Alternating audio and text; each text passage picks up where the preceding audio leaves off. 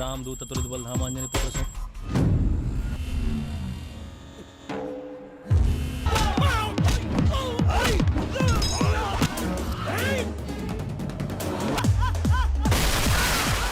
Halo sahabat, Assalamualaikum. Semoga sehat selalu dan senantiasa berbahagia. Terima kasih sudah subscribe dan menyimak video-video LK21 Revive. Semoga Tuhan Yang Maha Esa selalu memberikan rezeki yang berkah dan berlimpah ruah untuk sahabat semua.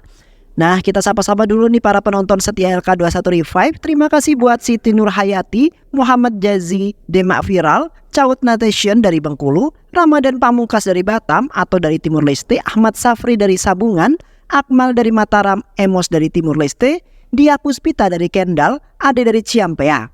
Dan buat teman-teman semua yang belum mimin sapa nanti di next video ya.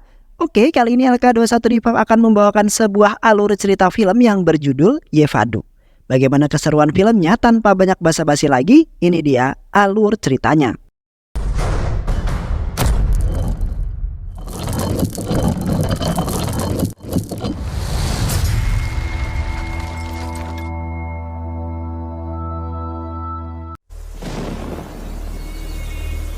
Seorang gadis cantik bernama Difty terlihat sedang dalam bahaya karena kecantikannya. Semua itu bisa terjadi karena seorang gangster yang bernama Ferubai sangat terobsesi terhadap kecantikannya. Dan ia pun menjadi incaran para anak buah gangster tersebut. Hal itu tentu saja kemudian membuat kedua orang tuanya sangat was-was mengenai keselamatan putrinya dan mereka pun menyarankan kepada Difty untuk pergi bersama kekasihnya dari kota. Mendengar saran dari ayah, ia pun kemudian setuju. Kemudian Difty menelpon dan pergi ke rumah kekasih yang bernama Satya. Di dalam telepon, Difty memberitahukan bahwa ada sesuatu yang ingin ia bicarakan. Dan Satya mendapatkan telepon tersebut pun langsung bergegas pulang ke rumahnya untuk menemui Difty yang sudah menunggunya di sana. Sesamanya di rumah, Difty menceritakan semua kepada Satya. Mendengar cerita tersebut, Satya sangat marah dan tak terima jika kekasihnya menjadi incaran pria jahat. Ia pun hendak pergi untuk menghabisi Veru. Namun untung saja Difty menghentikannya. Semua itu ia lakukan karena ia tidak mau kekasihnya dalam bahaya, mengingat bahwa Veru merupakan penguasa di kota Pizak yang sangat kejam. Lalu Difty memberitahukan tujuan kedatangannya yaitu untuk mengajak Satya kabur dari kota Pizak dan memulai kehidupan yang baru. Mereka pun memutuskan untuk menikah terlebih dahulu. Tepat pada keesokan hari saat mereka hendak ke kuil, Veru dan anak buahnya berada di sana. Mereka pun langsung mengejar Satya dan juga Difty. Mengetahui hal tersebut, Satya dan Difty berlari sekuat tenaga untuk bersembunyi. Akan tetapi, mereka menemui jalan yang buntu dan mau tidak mau Satya harus menghajar para anak buahnya Veru. Namun saat Satya sedang fokus menghabisi anak buah Veru tanpa ia sadari bahwa Difty telah dibawa. Hal itu tentu saja membuat Satya sangat marah. Ia langsung menghabisi mereka semua secara membabi buta. Untungnya Satya dapat menolong Difty tepat pada waktunya. Merasa tidak puas, Satya mencoba untuk menumpas mereka semua tanpa menyisakan satu orang pun.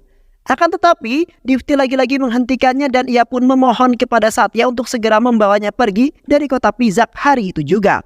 Melihat kekasihnya yang ketakutan, Satya pun setuju dan pada malam harinya mereka menaiki sebuah bus untuk pergi ke kota Hyderabad. Namun tanpa sengaja, bawahan Veru melihatnya dan mereka langsung melaporkannya kepada Veru. Pada saat mendapatkan laporan tersebut, ternyata Veru sedang berada di rumahnya Difty. Di sana ia sangat marah dan langsung menghabisi kedua orang tuanya Difty. Tak hanya itu saja, Veru juga memerintahkan bawahannya untuk membunuh Difty karena ia tidak mau Difty dimiliki oleh siapapun kecuali dirinya. Mengingat bahwa Veru sangat terobsesi kepada Difty. Kemudian, saat di tengah perjalanan, bus yang mereka naiki dihadang oleh puluhan mobil dan orang suruhannya Veru pun masuk. Di sana terlihat Ajay, Deva dan juga Inspektur Serapan yang hendak menghabisi Difty. Mengetahui itu, Satya mencoba untuk melawan dan melindungi kekasihnya tersebut. Akan tetapi hal itu tidak berhasil karena ternyata Difty telah tertangkap oleh Deva. Mengetahui hal tersebut, Satya tidak berbuat apa-apa. Ia hanya bisa memohon kepada Deva untuk tidak menyakiti kekasihnya itu. Mendengar permohonan Satya, membuat Deva semakin bangga terhadap dirinya dan ia pun langsung membunuh Difty tepat di depan Satya. Melihat kejadian itu membuat Satya benar-benar terpukul, bahkan ia tidak memperdulikan dirinya yang ditusuk terus-menerus. Karena bagi Satya kehilangan Difty lebih menyakitkan daripada luka-luka yang ia alami saat ini. Dan akhirnya Difty pun menghembuskan nafas yang terakhir yang membuat Satya semakin tersiksa hingga ia pingsan sembari berlinang air mata. Kemudian Deva, Ajay, dan juga Inspektur Sarapan membakar bus tersebut. Pada keesokan harinya, petugas datang untuk mengevakuasi para korban. Dan pada saat mereka menemukan Satya, mereka benar-benar keheranan karena kebakaran bus ini sangat parah dan kemungkinan besar tidak ada yang selamat. Meskipun begitu, mereka dengan sigap langsung membawanya ke rumah sakit. Satya pun diperiksa. Di sana dokter menemukan 24 tusukan di sekujur tubuhnya dan bahkan 70% bagian tubuhnya telah terbakar. Hal itu kemudian membuat para dokter ragu untuk menyelamatkannya. Mengetahui hal tersebut, kepala rumah sakit yang bernama Selaja kagum melihat tekad Satya untuk bertahan hidup. Akhirnya ia memutuskan untuk turun tangan dan membantu Satya. Di sana ia pun melakukan sebuah transplantasi wajah karena luka Satya sangatlah parah. Dan akhirnya operasi tersebut selesai dengan sangat lancar. 10 bulan kemudian Satya tersadar dari komanya dalam keadaan yang sangat gelisah. Karena saat itu ia teringat mengenai kematian kekasihnya tercinta. Bahkan Satya mengamuk dan ingin segera pergi dari sana. Lalu kemudian Dr. Salija datang di sana. Ia memberitahukan kepada Satya bahwa kehidupan saat ini telah berubah. Mendengar itu Satya langsung terdiam dan Dr. Sailaja memerintahkan suster untuk membuka perban di wajahnya. Dan perlahan-lahan Satya melihat wajahnya yang kini telah berubah. Di sana Dr. Sailaja juga meminta Satya untuk tetap beristirahat hingga keadaannya pulih kembali. Kemudian pada keesokan harinya saat suster hendak memeriksa keadaan Satya, ia tidak menemukan keberadaan Satya. Dan ternyata Satya telah kabur untuk membalaskan dendamnya atas kematian Divti, kekasih tercintanya. Tak lupa, Satya juga mengucapkan terima kasih yang ia tulis di sebuah kertas. Scene pun berganti dan memperlihatkan Satya yang sedang dalam perjalanan ke kota Pizak sembari mengenang kebersamaannya bersama Divti. Sesamanya di sana Satya mulai mengawasi keseharian Vero dan juga orang-orang yang terlibat dalam pembunuhan kekasihnya saat itu. Satya pun memutuskan pulang terlebih dahulu ke rumahnya untuk mempersiapkan rencananya balas dendam. Namun ternyata saat itu ada seorang yang telah mendiami rumahnya secara ilegal. Mengingat bahwa rumah itu telah ditinggalkan oleh Satya selama 10 bulan. Orang tersebut bernama Brahmi. Di sana, Satya memperkenalkan diri sebagai Ram dan juga memberitahukan bahwa dirinya adalah temannya Satya. Mendengar hal tersebut, Brahmi pun memperkenalkan dirinya sebagai pamannya Satya. Akhirnya dengan berat hati, Brahmi mengizinkan Satya untuk tinggal di rumah itu karena dia sadar bahwa yang salah di sini adalah dirinya. Tepat pada malam itu juga Satya mulai memutuskan untuk target pertamanya yang tak lain adalah Deva. Dan pada keesokan harinya Satya menemukan Deva yang sedang berada di tengah keramaian pasar. Karena pada saat itu Deva mendapatkan perintah dari Verubai untuk menemukan gadis yang Vero sukai. Namun pada saat Satya akan menemui Deva, secara tiba-tiba seorang gadis yang bernama Seruti bersembunyi tepat di belakangnya. Ternyata Seruti merupakan gadis yang dicari oleh Deva. Dan akhirnya ia pun mengurungkan rencananya, kemudian membawa Seruti untuk pergi. Di sana Seruti menceritakan semuanya kepada Satya. Mendengar hal tersebut, Satya berniat untuk membantunya dan ia memperkenalkan diri sebagai Ram. Ram kemudian menjelaskan bahwa ia akan membantu Seruti dengan cara berpura-pura menjadi kekasihnya agar Vero tidak dapat mengganggunya lagi. Akhirnya Seruti pun setuju dengan ide tersebut. Padahal sebenarnya Satya hanya memanfaatkan Seruti untuk memancing Deva. Dan tak perlu waktu lama, Deva mengetahui hubungan mereka berdua. Mengetahui musuhnya sudah masuk dalam jebakan, Satya langsung menelpon Deva dan mengajaknya bertemu besok di sebuah tempat yang telah ia tentukan. Deva yang penuh dengan amarah pun langsung menyetujuinya.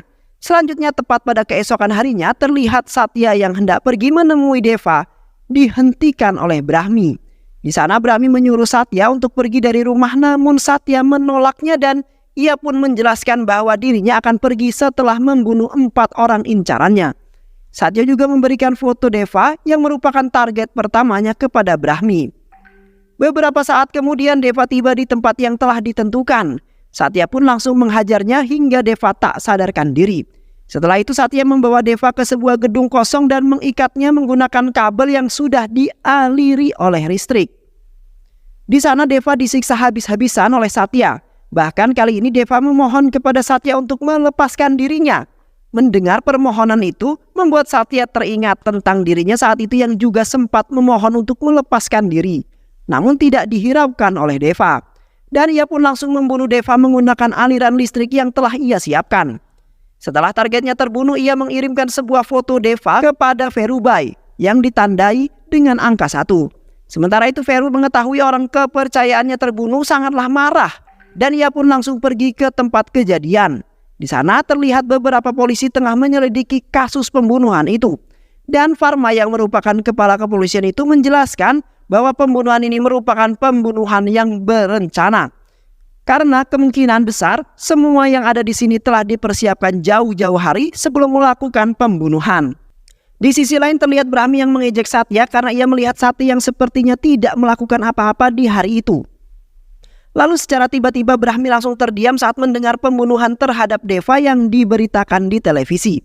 Dan tentunya hal itu membuatnya takut terhadap Satya. Selanjutnya target kedua Satya adalah Inspektur Sarapan. Di sana ia mendatangi kantor Sarapan dan berpura-pura melaporkan kehilangan seseorang. Dan mendapatkan laporan itu, Sarapan berniat untuk membantunya. Dan ia menanyai ciri-ciri orang yang hilang tersebut. Dan dengan santai Satya memberikan fotonya Divti. Di sana Satya menjelaskan bahwa wanita itu telah hilang selama 10 hari. Inspektur Sarapan yang melihat foto tersebut sangat terkejut. Karena ia sendiri tahu bahwa Divti telah mati 10 bulan yang lalu. Meski demikian, ia mencoba tetap tenang dan berpura-pura siap membantu Satya. Tak berselang lama setelah Satya pergi, Serapan langsung menghubungi Feru. Di sana Feru memerintahkan agar Serapan menahannya. Akan tetapi pada saat itu Satya telah pergi. Namun untungnya Satya belum pergi jauh. Ia pun membuntuti Satya hingga ke sebuah mall. Dan ternyata tanpa ia sadari bahwa dirinya telah masuk ke dalam jebakan yang telah Satya siapkan. Di dalam mall tersebut, Serapan mendatangi Satya sembari menodongkan sebuah pistol. Di sana Serapan menanyakan siapa dirinya sesungguhnya. Satya pun menjawab kalau dirinya adalah Satya. Mengetahui hal tersebut, Serapan mencoba untuk membunuh Satya, tapi Satya berhasil melawan dan akhirnya ia membunuh Serapan. Kepala kepolisian Farma datang lagi ke TKP. Di sana ia hanya mendapatkan foto Inspektur Serapan yang telah ditandai dengan angka 2. Hal itu benar-benar membuat Farma kebingungan. Ia pun meminta kepada para pengunjung mal yang melihat kejadian tersebut untuk memberikan ciri-ciri dari para pelaku. Kemudian tak diduga, Satya angkat tangan. Di sana ia mengaku bahwa dia mengetahui ciri-ciri pelaku yang membunuh Serapan. Satya pun langsung membuat sketsa wajahnya terlebih dulu sebelum melakukan transparansi wajah. Setelah mendapatkan itu, Farma langsung menemui Feru dan memperlihatkan sketsa wajah yang dibuat oleh Satya. Dan betapa terkejutnya Feru yang melihat wajah itu, akan tetapi Feru berpura-pura tidak mengenalnya. Semua kejadian-kejadian ini membuat hidup Feru tidak tenang karena ia telah dihantui oleh teror-teror mengenai Satya. Selanjutnya target Satya adalah Ajay yang merupakan adik Ferubai. Di sana Satya memanipulasi Ajay agar jatuh cinta kepada Seruti. Sementara Seruti diiming-imingi menjadi seorang aktris dan ia dikenalkan kepada Brahmi yang berpura-pura menjadi seorang sutradara. Seruti yang tidak tahu sama sekali mengenai niat Satya, percaya begitu saja. Ia pun mengikuti semua arahan Brahmi. Di sana Brahmi meminta Seruti untuk berpura-pura jatuh cinta kepada seorang pria agar Brahmi bisa menilai kemampuan akting yang dimiliki oleh Seruti. Dan pria itu tak lain dan tak bukan adalah Ajay. Sementara itu, Satya terus mencoba mendekati Ajay dan berpura-pura menjadi teman baiknya. Di sana, Satya memberitahukan kepada Ajay bahwa seorang gadis yang bernama Seruti suka terhadapnya. Dan di saat itu, Ajay melihat wajah Seruti. Ia pun jatuh cinta pada pandangan pertama. Mengingat bahwa Seruti memiliki paras yang sangat cantik. Bahkan Seruti pun memperlakukan Ajay dengan baik karena ia menganggap ini hanyalah sebuah akting. Kepolosan Ajay sangatlah mudah dimanfaatkan oleh Satya. Bahkan ia tidak menyadari bahwa dirinya adalah seorang gadis incaran kakaknya. Kemudian pada suatu hari, saat Ajay dan Seruti sedang bersama, salah satu bawahan Feru melihatnya. Mengetahui anak buah kakaknya melihat mereka. Ajay langsung panik karena ternyata Ajay baru mengetahui bahwa gadis yang bersamanya saat ini merupakan gadis incaran kakaknya. Setelah kejadian itu, Ajay menemui Satya di sana. Ia menceritakan semuanya, layaknya seperti seorang sahabat. Satya yang mendengar hal tersebut sangat senang karena Ajay telah masuk ke dalam jebakannya. Di sana Satya memberikan sebuah solusi kepada Ajay untuk membunuh kakaknya dan Satya juga menjelaskan bahwa jika Ajay membunuh kakaknya, ia akan menggantikan posisi kakaknya dan bahkan mendapat Seruti selama-lamanya. Mendengar saran tersebut membuat Ajay kembali bersemangat. Akhirnya Ajay pun pulang dan pergi ke kamar Feru. Ia pun tanpa ragu langsung menembak ke arah tempat tidur itu. Namun ternyata Feru tidak berada di sana. Vero tidak berada di sana dan tiba-tiba Vero pun tiba tepat di belakangnya Ajay. Ajay langsung meminta maaf, akan tetapi Vero yang terlanjur kecewa enggan memaafkannya dan ia pun langsung memerintahkan bawahannya membawa Ajay pergi jauh dan membunuhnya. Beberapa saat kemudian saat Vero sedang duduk di sebuah buku tertutup angin, di sana Vero melihat sebuah amplop coklat yang berisikan foto Ajay ditandai dengan angka 3. Setelah itu Vero juga mendapat panggilan dari Satya di dalam telepon bahwa dirinya lah yang telah membunuh Deva dan Serapan. Satya juga mengaku bahwa dirinya lah yang memprovokasi Ajay untuk membunuh Vero. Mengetahui semua itu Vero langsung bergegas pergi untuk menyelamatkan Ajay. Namun ia terlambat karena Ajay telah terbunuh. Kematian adiknya itu benar-benar membuat Vero sedih. Satya kembali mengingatkan bahwa kesedihan yang Vero alami saat ini sama halnya dengan yang ia rasakan saat kehilangan Divti dulu. Hingga pada akhirnya Satya dan Vero memutuskan untuk bertemu secara langsung di sebuah klub malam. Namun di luar rencana, Seruti tiba-tiba datang dan hendak mencari Ram. Belum sempat menemui Ram, Seruti langsung disergap oleh para kru karena ia yakin bahwa Seruti telah bersekongkol dengan Satya. Menyadari nyawa Seruti dalam bahaya, Ram berbohong dan memberitahukan kepada Vero bahwa Satya baru saja keluar dari klub tersebut. Mengetahui hal itu, Vero pun langsung memerintahkan semua bawahannya untuk mengejar Satya dan tinggalkan dirinya seorang diri. Kemudian Satya pun menghubungi Vero dan ketika itu Vero berbalik. Dia benar-benar tak menyangka bahwa Ram adalah Satya yang sesungguhnya. Dan Vero pun langsung dihajar oleh Satya hingga tak berdaya. Kemudian Satya melempar Vero dari atas gedung hingga akhirnya Vero pun tewas. Setelah dendamnya semua terbalaskan, Satya meminta maaf kepada Seruti karena selama ini ia telah memanfaatkan keberadaan Seruti demi dendamnya tersebut. Mendengar itu Seruti dengan senang hati memaafkan Satya. Ia juga berterima kasih kepada Satya karena berkat Satya lah ia mampu terbebas dari pria jahat seperti Vero.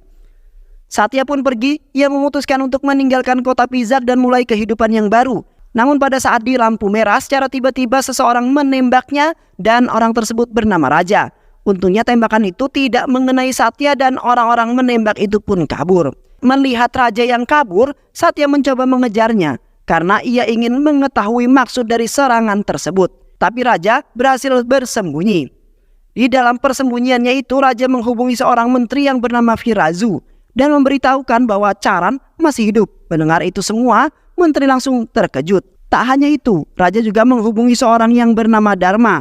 Dan sama seperti menteri, Dharma juga benar-benar terkejut dan tak menyangka karena ia yakin bahwa saat itu Charan telah benar-benar mati di tangannya. Hingga akhirnya Satya menemukan tempat persembunyian Raja. Namun Raja yang panik pun kabur. Hingga akhirnya ia tak sengaja tertabrak oleh sebuah truk yang melintas dan tewas di tempat. Semua kejadian itu membuatnya benar-benar bingung. Namun pada saat Satya melihat wajahnya kembali, ia mulai mengerti bahwa mereka bukanlah mengincar dirinya. Satya yang merasa sangat kepanasan pun mencoba menelepon Dr. Sailaja untuk menanyakan wajah siapakah yang ia berikan kepadanya. Sementara itu Dr. Sailaja yang mendapat pertanyaan tersebut langsung bersiap-siap dan pergi ke kota. Bahkan ia tidak menjawab di dalam sebuah telepon. Hal itu kemudian tentu saja membuat Satya semakin bingung. Akhirnya pada saat Dr. Sailaja tiba, ia mulai menceritakan semuanya. Di sana ia menjelaskan bahwa wajah yang diberikan kepada Satya merupakan wajah anak semata wayangnya yang bernama Charan. Charan merupakan seorang mahasiswa di kota Hyderabad. Dia sangat pemberani dan juga merupakan anak buah yang sangat baik. Bahkan ia selalu membantu teman kampusnya pada saat ada yang mengganggu mereka. Sahabatnya itu bernama Sasak, Sarat, dan Visor. Tak hanya itu juga, Sarat juga memiliki seorang kekasih yang bernama Manju. Bahkan hubungan mereka telah direstui oleh kedua belah pihak. Ayah Manju juga yakin bahwa Charan mampu menjaga putri tercintanya. Sementara itu ayah Charan telah meninggal sejak ia masih kecil. Namun meski tanpa peran seorang ayah, Charan mampu tumbuh dengan baik berkat didikan sang ibu. Lalu pada suatu hari ada seorang wartawan koran yang memberitahukan mengenai seseorang pengusaha yang mengincar suatu pemukiman warga. Pengusaha itu bekerja sama dengan para menteri yaitu Firazu. Mereka mengambil paksa lahan tersebut dan membayar gangster yang bernama Dharma. Sosok Dharma sangatlah ditakuti di sana karena ia tak segan-segan membunuh orang untuk mendapatkan apa yang ia mau. Meskipun begitu, Dharma selalu menyayangi anaknya yang berkebutuhan khusus. Ternyata wartawan yang menulis berita itu adalah salah satu penduduk di desa tersebut. Ia bernama Shankar. Kemudian menteri yang tak terima perbuatan jahatnya disebarluaskan langsung memerintahkan Dharma untuk membunuh Shankar. Dharma pun langsung memerintahkan anak buahnya untuk membunuh wartawan itu hingga ia sekarat. Hingga akhirnya Sankar pun menghembuskan nafas terakhirnya. Melihat kejadian itu, Charan benar-benar kesal. Bahkan ia memarahi Sarat yang bercita-cita untuk menjadi seorang pemimpin, namun saat ini hanya diam seperti seorang pengecut. Di malam hari, anak buah Dharma mendatangi lagi daerah tersebut. Kedatangannya ke sana adalah untuk memberikan surat yang harus ditandatangani oleh para penduduk. Surat tersebut berisikan tentang persetujuan mengenai wilayah yang akan digusur tanpa syarat apapun, dan para penduduk itu dibebaskan waktu 1 bulan untuk membersihkan wilayahnya. Mengetahui itu, mereka dengan terpaksa menyetujui dan menandatangani surat tersebut sembari bercucuran air mata. Tak lama setelah itu, Sasak pun pulang diantar oleh sahabat-sahabatnya. Di sana, Sasak tetap bersikukuh untuk menolak hal tersebut karena tidak rela jika meninggalkan tempat kelahirannya. Melihat itu, Charan tak hanya diam, ia menyemangati masyarakat untuk tidak takut melawan Dharma. Lalu Sasak juga mengajak ayah dan masyarakat untuk melawan Dharma bersama-sama. Namun, sayangnya semua ucapan Sasak dibalas tamparan oleh sang ayah dan menjelaskan bahwa Dharma sangatlah berbahaya dan mereka masih menginginkan untuk tetap hidup. Kemudian ayah Sasak juga menyuruh Charan pergi dan menyatakan bahwa hidup mereka berbeda, bahkan ia yakin bahwa Charan tidak akan mengerti mengenai perasaan mereka. Lalu pada keesokan harinya terlihat Sasak yang mendatangi rumah Dharma seorang diri untuk menolak penggusuran yang dilakukan oleh Dharma. Bahkan Sasak juga protes mengenai sikap Dharma yang serakah. Mendengar hal tersebut, Dharma marah dan tak terima, kemudian ia membunuh Sasak saat itu juga. Hingga akhirnya hari kematian Sasak menjadi pukulan pahit untuk keluarganya dan orang-orang yang ada di sana. Bahkan ayah Sasak menyalahkan Charan dengan apa yang sudah terjadi kepada anaknya sehingga membuat mereka tak bisa sehingga mereka tidak bisa mengkremasi jasad Sasak dengan layak karena tak ada satupun dari mereka yang berani mengambil jasadnya di rumah Dharma. Mengetahui hal tersebut, Charan benar-benar marah dan ia langsung menuju rumah Dharma. Sesampainya di sana, ia langsung menghancurkan pintu gerbang milik Dharma. Dan betapa sakit hatinya Charan yang melihat jasad sahabatnya dibiarkan tergeletak di tanah seperti bangkai binatang. Kemudian pada saat Charan hendak membawa jasad sahabatnya tersebut, ia dihentikan oleh anak buah Dharma. Akhirnya Charan yang sudah diselimuti amarah langsung menghajar semua anak buahnya Dharma hingga Dharma sendiri pun ketakutan melihat Charan mengamuk. Tak hanya itu saja, Charan juga menegaskan kepada Dharma bahwa saat ini wilayah yang akan ia gusur oleh Dharma adalah miliknya. Setelah itu Charan pun langsung membawa mayat sahabatnya tersebut untuk dikremasi secara layak. Hal itu membuat orang-orang terutama ayah Sasak sangat bahagia atas keberhasilan Charan yang membawa mayat anaknya kembali. Bahkan saat itu juga mereka mulai berani untuk melawan dan membakar surat persetujuan dengan Dharma yang pernah mereka tanda tangani. Dharma yang mengetahui hal tersebut tak terima, ia pun merencanakan sesuatu untuk menjebak Charan. Pada saat itu Dharma menyandra Stalaja dan Manju di tempat yang berbeda. Bahkan ia pun menyerang dan membuat kerusuhan di tempat tinggalnya Sasak. Kemudian Dharma pun menghubungi Charan dan memberitahu hal-hal tersebut. Mendengar itu Charan sempat kebingungan, namun tak berselang lama Dharma mendapat sebuah telepon dari anak buahnya dan memberitahukan bahwa Charan berada di rumah Dharma sambil bermain dengan putri tercinta. Mengetahui hal tersebut, mau tak mau Dharma pun menghentikan semuanya karena ia takut tentang keselamatan putri kesayangannya. Ia juga langsung menelpon Charan. Di dalam telepon Charan memberitahukan bahwa sebenarnya orang-orang di kawasan itu tak takut lagi pada Dharma. Dharma tidak percaya, ia pun menantang Charan untuk membuktikan ucapannya itu. Kemudian scene pun berganti, memperlihatkan Dharma yang sudah berada di wilayah tersebut. Di sana juga terdapat ribuan masyarakat yang mengelilingi Dharma. Charan pun mulai membuka suara dan memberikan semangat kepada masyarakat untuk tidak takut melawan Dharma. Lalu tiba-tiba saja ayah Sasak maju dan langsung menendang tubuh Dharma hingga terguling. Dan setelah itu masyarakat pun satu persatu mulai berani maju dan mengeroyok Dharma beserta anak buahnya. Namun pada saat masyarakat hendak membunuh Dharma, Charan menghentikannya. Di sana, Charan memberikan kesempatan kepada Dharma untuk memperbaiki semua kesalahan dan memberikan peringatan untuk tidak mengganggu desa mereka lagi. Dharma pun akhirnya pergi dari tempat tersebut. Setelah Dharma pergi, masyarakat dan ayah Sasak sangat berterima kasih kepada Charan dan mereka pun meminta maaf karena sempat meragukan kepedulian Charan terhadap masyarakat yang ada di sana. Dan Charan pun memeluk ayah Sasak tersebut dengan penuh kasih sayang. Sementara itu, pengusaha yang mengetahui Dharma gagal mendapatkan wilayah tersebut meminta ganti rugi kepada Dharma karena ia telah membayar Dharma dengan sangat mahal. Namun, menteri menenangkannya dan ia menyarankan Dharma untuk membunuh Charan karena baginya sumber masalah utama dalam hal ini adalah Charan. Kemudian, Dharma mendapati informasi tentang Charan yang akan kembali ke kota Hyderabad setelah menghadiri acara pernikahan temannya di kota Pizak. Dharma langsung memerintahkan anak buahnya untuk mengepung bus yang ditumpangi oleh Charan. Dan ternyata bus yang dinaiki oleh Charan saat ini sama dengan bus yang dinaiki oleh Satya dan juga Dipti. Charan yang mengetahui hal ini bersiap-siap untuk melawan Dharma. Namun secara tiba-tiba Sarat malah menikam Charan. Dan Sarat pun berkata bahwa jika dirinya membunuh Charan, Dharma akan membantu Sarat masuk ke dunia politik sesuai dengan apa yang ia cita-citakan dari dahulu. Dan pada saat Sarat hendak menusuknya lagi, Charan mampu melawan dan ia pun keluar untuk menghabisi para anak buah Dharma. Meskipun Charan tahu bahwa sahabatnya Sarat telah mengkhianati dirinya, ia tak mampu untuk melukai dan bahkan membunuh sahabatnya itu karena bagi Charan mereka telah ia anggap sebagai saudaranya sendiri. Dan tak lama setelah itu Dharma menusuk Charan dari belakang. Mendapat serangan itu Charan langsung berbalik dan mengejeknya.